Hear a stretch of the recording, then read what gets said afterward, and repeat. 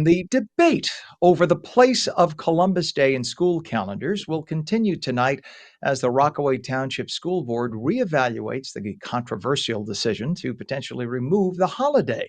Joining us this morning is DiMino, president of the Italian American One Voice Coalition, who's been leading the charge in this discussion. Andre, thank you so much for being here again this morning. Good to be with you, unfortunately, on this issue again.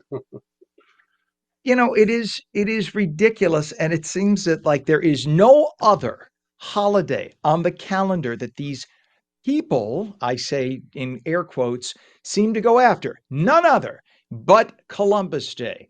And I could do a whole show on the misconception or misplaced anger at Christopher Columbus, but that's another night. Bottom line is they want to replace Columbus Day like they tried doing this several years ago.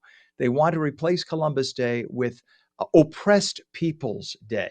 You know what? If we go back in history, every people of America was oppressed, everyone. But specifically, you have 364 other days of the year you could honor oppressed people. Let's offend Italians by taking away the one day for Italian Americans and replace it with a holiday called Oppressed Peoples Day. So, how many people do you have showing up at the meeting tonight? Well, we're hoping to have a lot of people there as we've done in the past. We were there a couple of years ago when they tried this, and we were able to preserve Columbus Day, but here we go again. And you bring up the fact about oppressed people. Columbus Day is actually an apology or an atonement to Italian Americans that were suffering injustices and even the largest single day lynching that ever occurred in America of 11 innocent Italian Americans. So Columbus Day is for the oppressed Italian Americans of our ancestors. And as you're saying, there's plenty of other days in the year. Why did they have to go after Columbus Day? Well, it's clear that they look at white people, specifically, especially white males, as open season for attack. If you are any other group that is deemed minority, this is typical of the liberal playbook.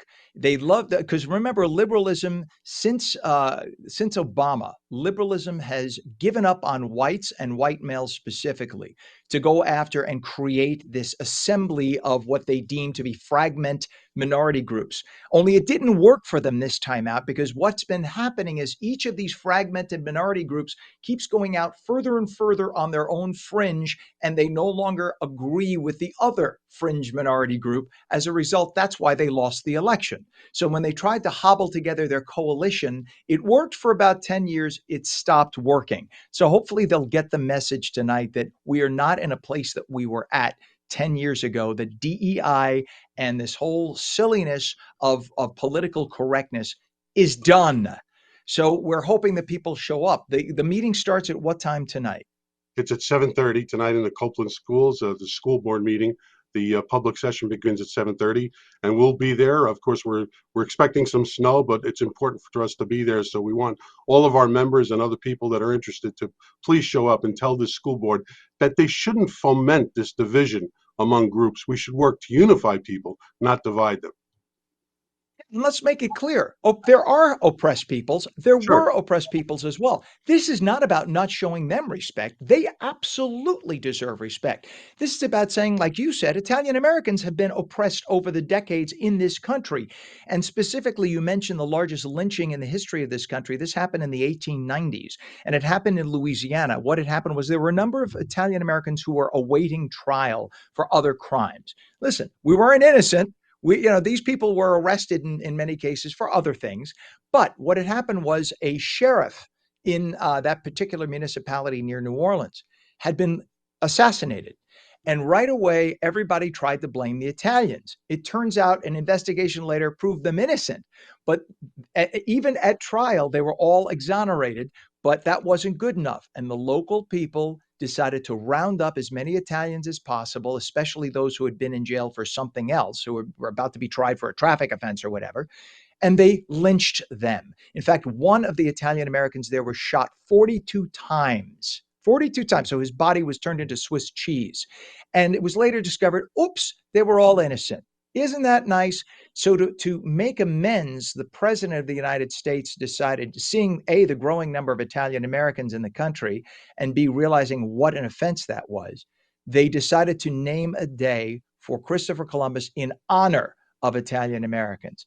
So to go forward, 130 years and say, oh, you know what? Looking back, Italian Americans don't matter anymore. Well, guess what? We are nearly 10% of the population of the United States.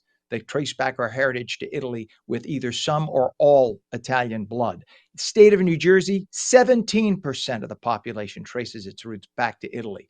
So the folks in that school district in Rockaway, you better wake up and realize that we're not going to sit down and take your silliness of removing our holiday and knocking down our statues. What can people do aside from this if they can't show up tonight? Is there anything they can do? Can they donate to one of the Italian American charities? Something.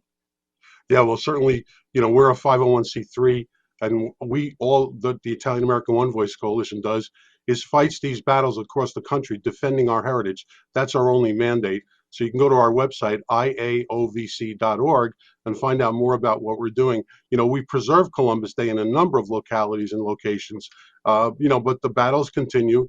The war is not over. And as you said, Ken, we've just got to continue to fight these people that just want to change our history, to change America, and to go after different people in this country. And I want to remind people who, again, look back at Columbus with 2025 vision and think of him as just an evil, evil white colonialist who came here. Do you know that if you go down to the Dominican Republic today and you go down on Columbus Day, it is the largest celebration of the year? And it's not artificially imposed by the government. The people of the Dominican Republic revere him. They revere Christopher Columbus because he changed the society for the better. For the better. You say, but Ken, he enslaved people, he raped, he pillaged. Actually, he didn't. People who came after him did. Christopher Columbus himself did not do that. And when the argument comes about that Christopher Columbus brought diseases to the New World, it turns out we have now found the corpses, the remains, skeletal remains of people who predated Columbus by hundreds of years, who had the very diseases they are accusing Europeans of bringing. So those diseases were here already. Maybe those individual people hadn't been exposed to them yet because people didn't travel like they do today, but the diseases were already in the New World. It wasn't brought over by the colonialists. And the last point I want to make is in his writings to King and Queen of Spain, Columbus referred to the peoples he encountered. He talked about them in a loving way. So they were lovely. They greeted him. But he said they were naked as the day is long. They were. And that to a Christian coming from Europe was shocking. So the Europeans gave them clothing because it was an offense to see people naked. And he also referred to them as savages. Savages that's not a word that we interpret today the same way. Back then, savage meant somebody who you greeted who had not been baptized a Christian, and you baptized them a Christian. Sauvage in French, salvatus in Latin, means saved. That's what it means. And we have later twisted it to mean somebody who was less than human, but that's not what it meant in those days. It meant somebody who had not been Christian until you met them, you baptized them with their desire to be so, which that's the rule for baptism. You can't force baptism on somebody. You have to explain what it is. And if they choose to be baptized, you baptize them. And these people were then called sauvage or salvati, which means they are saved. So all these screaming memes who clutch their pearls and say he was such an evil, horrible person, if you go to the Dominican Republic and look at how lovely it is today, it would not be the way it is today had Columbus and his troop of men not come and visited that now beautiful island. So I'm sorry to go on and on, but I could for hours. Maybe I'll just show up tonight and make my voice heard, Andre. Please do. All right. Sorry, I invited you on and I took all the time. Andre DiMino from Italian American One Voice Coalition. It's IAOVC.org if you'd like to contribute. You know what? Do more than just contribute. Too many Italian Americans love to sit in their armchair and scream. Get up off your ass. Get in your car, go down to the school district and make your voices known. This is the only way. They only speak a language of force. When we show up in force, bring signs, be obnoxious, because liberals are always obnoxious with us. We're always the polite people. Be obnoxious at the town meeting and let them know you will not tolerate this anymore. Andre DiMino, thank you so much for being with us. We appreciate you coming on. If you can come back tomorrow, we would appreciate it, because we want you back on to talk about what happened in Rockaway Township. Rockaway Township Great, School Board meeting tonight at 7 o'clock. All great, right. Ken. Thank you Thanks very so much. much, Andre.